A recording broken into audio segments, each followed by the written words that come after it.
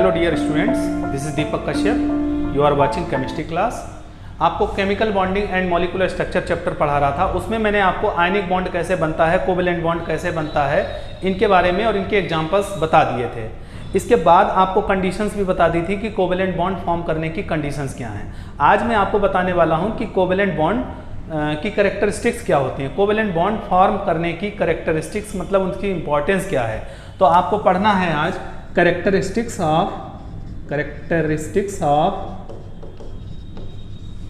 Covalent bond. क्या characteristics हो सकती हैं? फर्स्ट कैरेक्टरिस्टिक है, जैसे मैंने आपको आयनिक कंपाउंड की कैरेक्टरिस्टिक्स पढ़ाई थी, सिमिलरली कोवेलेंट बॉन्ड की भी कैरेक्टरिस्टिक्स हैं। फर्स्ट कंडीशन है कि दे have low melting point and boiling point. जबकि आयनिक कंपाउंड की मेल्टिंग पॉइंट कोवेलेंट बॉन्ड की जगह पर यहाँ अगर हम ये लिख लेते हैं कंपाउंड तो ज़्यादा बेटर रहेगा। बॉन्ड भी हो सकता है, कंपाउंड भी हो सकता है। एक्चुअली में कंपाउंड जो होंगे उनमें कोवेलेंट बॉन्ड ही होगा। तो पहला पॉइंट है they have low melting point and boiling point, मतलब melting point boiling point low होता है, जबकि आयनिक कंपाउंड में melting point boiling point high होता है। सेकेंड कंडीशन है कि they are insoluble in water but soluble in organic solvent. Organic solvent के बारे में मैंने आपको पहले ही बताया कि ऑर्गेनिक सॉल्वेंट वो सॉल्वेंट होते हैं जिनमें कोई भी कोवेलेंट बॉन्ड डिसॉल्व हो जाता है, like ethanol, benzene, toluene, xylene. Water एक इनऑर्गेनिक सॉल्वेंट है, ना कि ऑर्गेनिक सॉल्वेंट है। तो वाटर में इनसॉल्युबल होंगे और ऑर्गेनिक सॉल्वेंट में सॉल्युबल होंगे। थर्ड कंडीशन ये है कि एक्सेप्ट ग्रेफाइट। ग्रेफाइट आपने 10th क्लास में भी पढ़ा होगा, 8th क्लास में भी पढ़ा होगा। ग्रेफाइट में कौन सा बॉन्ड होता है? कोवेलेंट बॉन्ड होता है, ये आपको याद रखना है। Except graphite they are bad conductor of electricity. Electricity के बैड कंडक्टर होते हैं कोवेलेंट कंपाउंड। एक पॉइंट आयनिक कंपाउंड में छूट गया था, वहां पर आप नोट कर लीजिएगा या आज समझ लीजिए उसको कि ionic compound in liquid state और in molten state are good conductor of electricity, like NaCl। जितने भी आयनिक कंपाउंड होते हैं वो अच्छे कंडक्टर माने जाते हैं मोल्टेन स्टेट में या सोल्यूशन स्टेट में, जबकि कोवेलेंट कंपाउंड बैड कंडक्टर होते हैं। और लास्ट पॉइंट आपका जो कैरेक्टरिस्टिक का है वो ये है कि दे शो आइसोमेरिज्म। आइसोमेरिज्म शो क्यों करते हैं? क्योंकि कोवेलेंट बॉन्ड जो होता है वो डायरेक्शनल बॉन्ड होता है। डायरेक्शनल बॉन्ड होता है मतलब इसमें डायरेक्शन होती है, जबकि आयनिक कंपाउंड जो होते हैं वो आइसोमेरिज्म या स्टीरियो आइसोमेरिज्म नहीं शो करते हैं, क्योंकि उनका जो बॉन्ड होता है वो नॉन डायरेक्शनल होता है। यहां पर वर्ड आया है आइसोमेरिज्म। आइसोमेरिज्म मैंने आपको बताया है कि सेकेंड बुक ऑर्गेनिक केमिस्ट्री में मैं डिटेल में आपको पढ़ाने वाला हूं, बट इतना जान लीजिए कि compound having same molecular formula but different structure are called isomer and the process is known as isomerism. तो ये तो आइसोमेरिज्म की डेफिनेशन है, अभी आपको इसकी कोई ज़रूरत नहीं है। इसके बाद आपको एक थर्ड टाइप का स्पेसिफिक टाइप का कोवेलेंट बॉन्ड, स्पेसिफिक टाइप का एक बॉन्ड बताने जा रहा हूं।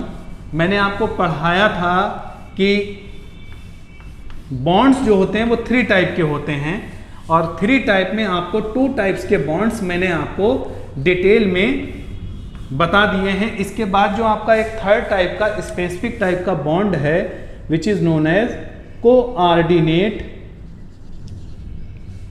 या इसी को डेटिव भी कहते हैं, डेटिव बॉन्ड।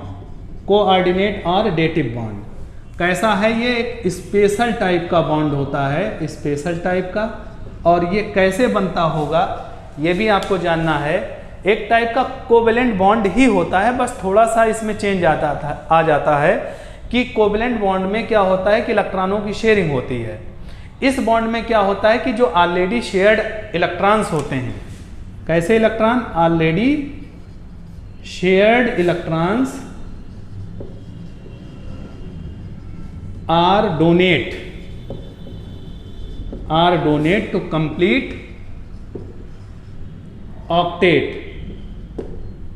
क्या कंप्लीट कराने के लिए? ऑक्टेट को कंप्लीट कराने के लिए जो ऑलरेडी इलेक्ट्रॉन शेयर्ड होते हैं वो डोनेट किए जाते हैं।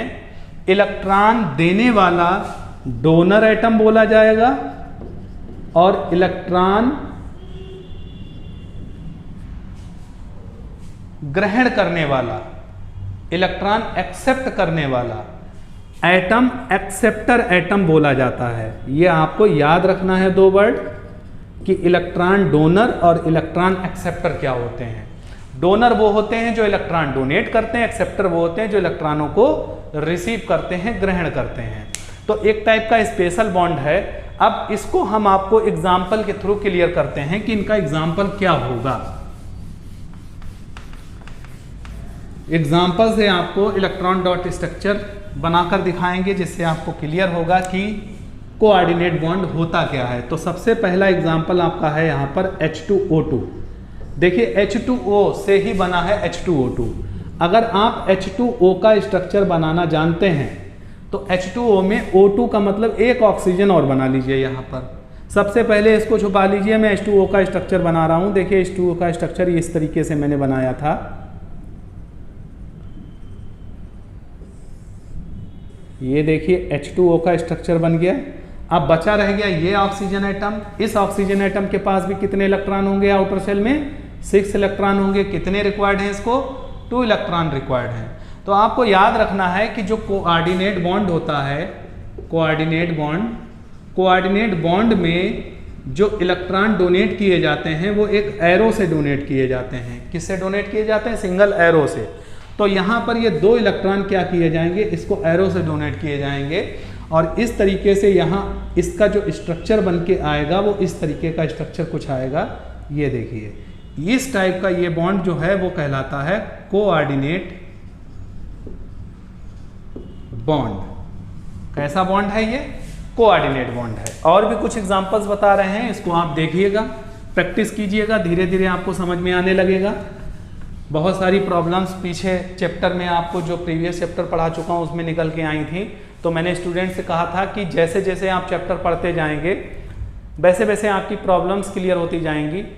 ये एक ऐसा चैप्टर है जिससे बहुत सारी चीज़ें आपकी जो पिछले चैप्टर्स में प्रीवियस चैप्टर में रही होंगी, स्ट्रक्चर से रिलेटेड या और भी बहुत सारी चीज़ें हैं, इलेक्ट्रोनिगेटिविटी से रिलेटेड, पोलैरिटी से रिलेटेड, नॉन पोलर से रिलेटेड, वो सारी क्लियर होने वाली हैं। तो यहाँ पर नेक्स्ट एग्जांपल आपको मैं बताने जा रहा हूँ H2SO4, और इम्पॉर्टेंट भी है ये H2SO4 का। मैं पूछ भी लेता हूँ आपसे 11th क्लास में कि draw the electron dot structure of H2SO4। तो H2SO4 का स्ट्रक्चर आपको थोड़ा सा अरेंजमेंट करना आना चाहिए। एक बात आपको ध्यान रखना है कि चाहे वो ह्यूमन बीइंग हो, चाहे एनिमल्स हो, चाहे प्लांट्स हो, चाहे एटम्स हो, जब तक बैलेंस नहीं होगा, जब तक अरेंजमेंट नहीं होगा, तब तक सब कुछ डिस्टर्ब रहेगा। आप कहीं भी किसी भी पार्टी में अगर जाते हैं तो उस पार्टी में क्या होता है कि खाना जो लगाया जाता है वो सब सिस्टमेटिक वे में लगाया जाता है, जिससे आपको आसानी से हर जगह कहीं भी जाएंगे आप प्लेट लेकर तो आपको ईजिली वो जो भी मटेरियल वहाँ पर खाने के लिए दिया गया है वो आपको मिल जाए। और ऐसा तो कभी नहीं होता है कि एक जगह पर कुछ और रखा है, दूसरी तरफ कुछ और रखा है, फिर कहीं और भागना पड़ रहा हो। आपको सारी चीज़ें एक जगह मिल जाती हैं। ऐसे ही आपको क्या करना है कि जब भी कभी स्ट्रक्चर बनाएंगे तो स्ट्रक्चर में एटम्स का अरेंजमेंट कैसे किया जाता है, ये अरेंजमेंट अगर आपको करना आता है तो फिर शेयरिंग भी आप करा लेंगे और शेयरिंग करा के आप बॉन्ड भी बना लेंगे, फिर कोई प्रॉब्लम होने वाली नहीं है। तो देखिए H2SO4 में सल्फर जो है वो सेंटर में होगा, सेंट्रल एटम होगा। 4 ऑक्सीजन इसके चारों तरफ होंगे और हाइड्रोजन बाहर की तरफ होगा। इसके साथ लगा दीजिए या इसके साथ लगा दीजिए, कोई फर्क नहीं पड़ता है। यहाँ लगाने से थोड़ा सिस्टमेटिक लगता है। हाइड्रोजन एटम के बारे में आपको ध्यान रखना है, हमेशा टर्मिनल पर होगा। अब हम शेयरिंग कराना स्टार्ट करेंगे। ये देखिए इस तरीके से शेयरिंग होती जाएगी और शेयरिंग होने से हमारे सामने जो भी प्रॉब्लम्स हैं धीरे धीरे शॉर्ट आउट होने लगेंगी। 6 इलेक्ट्रॉन बना दीजिए। याद रखिए सल्फर का 16 होता है, 2, 8, 6 इलेक्ट्रॉन ही होते हैं आउटर सेल में। तो एक की शेयरिंग यहाँ, एक की शेयरिंग यहाँ, दो यहाँ दिखाएंगे, दो यहाँ दिखाएंगे। अब आप देखिए डबलेट कंप्लीट हुआ, डबलेट कंप्लीट हुआ, ये देखिए इसका ऑक्टेट कंप्लीट हुआ, इसका ऑक्टेट कंप्लीट हुआ, सल्फर का भी ऑक्टेट कंप्लीट हो गया है। बचे रह गई बेचारे दो एटम, इनको क्या मिलेगा, कोऑर्डिनेट बॉन्ड मिलेगा इस तरीके से एरो से। और फाइनली आपका जो स्ट्रक्चर बनेगा वो H, single bond O, single bond S, arrow OH, क्या बन गया, H2SO4 का स्ट्रक्चर बन गया। अब आपको ये भी याद रखना है कि इंपॉर्टेंट बात है कि एक एरो का मीन्स होता है डबल बॉन्ड। क्या मतलब होता है, डबल बॉन्ड। तो अगर आप चाहें तो इस स्ट्रक्चर को ऐसे भी दिखा सकते हैं, ये भी आपका ठीक माना जाएगा। बस इतना आपको याद रखना है कि जो कोऑर्डिनेट बॉन्ड होता है एरो, उसका मतलब क्या होता है, डबल बॉन्ड। तो डबल बॉन्ड भी आप लगा सकते हैं। तो इस तरीके से बहुत सारे एग्जाम्पल्स हैं एनसीईआरटी में, साइड बुक में। आप उनकी प्रॉब्लम को सॉल्व कीजिएगा, उनकी प्रैक्टिस कीजिएगा। एक साथ आपको सारी चीज़ें नहीं आ जाएंगी, थोड़ा टाइम लगेगा। जितना आप रफ पेज का यूज़ करेंगे, जितना पेन का यूज़ करेंगे और जितनी आप प्रैक्टिस करेंगे, जितनी बार गलत करेंगे उतनी बार सही भी करने की कोशिश करेंगे, तो धीरे धीरे धीरे धीरे आपको क्या हो जाएगा, आपकी प्रैक्टिस हो जाएगी और आपको स्ट्रक्चर बनाना आसान हो जाएगा। तो इस तरीके से आपने देखा कि आपको 3 टाइप के बॉन्ड पढ़ाए मैंने, आयनिक बॉन्ड, कोवेलेंट बॉन्ड और कोऑर्डिनेट बॉन्ड। तो यहाँ तक का जो आपका टॉपिक था इस चैप्टर से रिलेटेड वो बेसिक है, बहुत इंपॉर्टेंट है। इसको अगर आप अच्छे से जान लेते हैं तो आगे का चैप्टर आपका बहुत आसान है, फिर कोई प्रॉब्लम होने वाली नहीं है। Thank you.